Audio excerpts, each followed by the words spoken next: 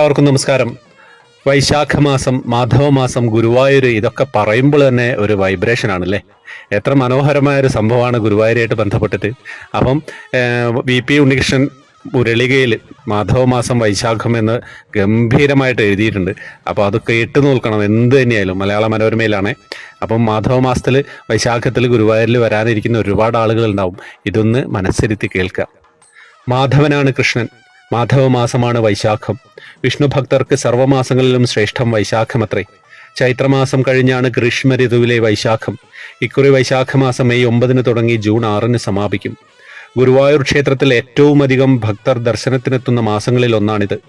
ലോകത്തിന്റെ നാനാഭാഗത്തു നിന്നുമുള്ള പ്രവാസികളായ ഭക്തരുടെ തിരക്കാണ് അധികവും.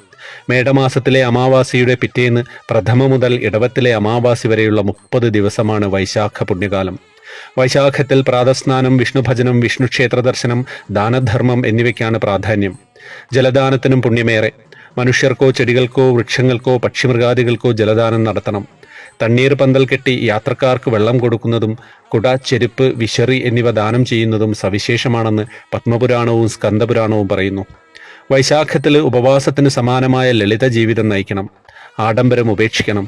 പണ്ടുകാലത്ത് ആഡംബരമായി കരുതിയിരുന്ന എണ്ണ തേച്ചുകുളി, ഓട്ടുപാത്രത്തിലെ ഊണ്, കോരിക്കുളി, 2 നേരം ഭക്ഷണം, രാത്രി ഊണ് എന്നിവ വൈശാഖത്തിൽ നിഷിദ്ധമായിരുന്നു. ചുരയ്ക്ക, എള്ള്, ഉള്ളി, ചെറുചീര, വഴുതിന, ചീര, മുരിങ്ങ, പയറ്, മുതിര, അട എന്നിവയും ഭക്ഷിക്കാറില്ല. ബലരാമ ജയന്തി, പരശുരാമ ജയന്തി, ശ്രീശങ്കര ജയന്തി, ദത്താത്രേയ ജയന്തി, നരസിംഹ ജയന്തി, ബുദ്ധപൂർണിമ എന്നീ വിശേഷ ദിനങ്ങൾ വൈശാഖത്തിലാണ്. ബലരാമ ജയന്തിയും പരശുരാമ ജയന്തിയും ഈ മാസത്തിലെ അക്ഷയതൃതീയ ദിനത്തിലാണ്. അക്ഷയതൃതീയ, ശുക്ലപക്ഷ ദ്വാദശി, പൗർണമി എന്നീ 3 ദിനങ്ങളിൽ വ്രതമനുഷ്ഠിച്ചാൽ വൈശാഖം മുഴുവൻ വ്രതമനുഷ്ഠിച്ചതിന് തുല്യമെന്നും കരുതുന്നു. വൈശാഖത്തിൽ ഗുരുവായൂർ ക്ഷേത്രം ആധ്യാത്മിക ഹാളിൽ 4 ഭാഗവത സപ്താഹങ്ങൾ നടക്കും. തിരുനാമാചാര്യൻ ആഞ്ഞം മാധവൻ നമ്പൂതിരി ആരംഭിച്ചതാണ് ആദ്യത്തെ സപ്താഹം. കോഴിക്കോട് മേലേടം കൃഷ്ണൻ നമ്പൂതിരിയും ഭാഗവതാചാര്യനായ വാഴക്കുന്നം വാസുദേവൻ നമ്പൂതിരിയും തോട്ടം വാസുദേവൻ നമ്പൂതിരിയുമാണ് മറ്റ് സപ്താഹങ്ങൾ ആരംഭിച്ചത്. അക്ഷയതൃതീയയ്ക്ക് ഗുരുവായൂർ ക്ഷേത്രത്തിൽ പാരമ്പര്യ അവകാശികളായ ക്ഷേത്രം കഴകക്കാരുടെ വകയായി വിശേഷാൽ നിറമാല, ശ്രീലകത്തു നെയ്വിളക്ക് എന്നിവ നടത്തും. കാലത്തും ഉച്ചകഴിഞ്ഞും കാഴ്ചശിവേലിയും രാത്രി വിളക്കെഴുന്നള്ളിപ്പുമുണ്ട്.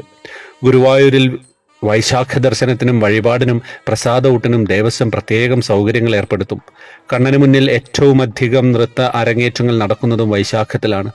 ലോകത്തെങ്ങുമുള്ള മലയാളികൾ കലോപാസനയ്ക്കായി കണ്ണന് മുന്നിൽ എത്തിച്ചേരുന്ന പുണ്യകാലം വൈശാഖമാസം, മാധവമാസം. ഹരേ കൃഷ്ണ.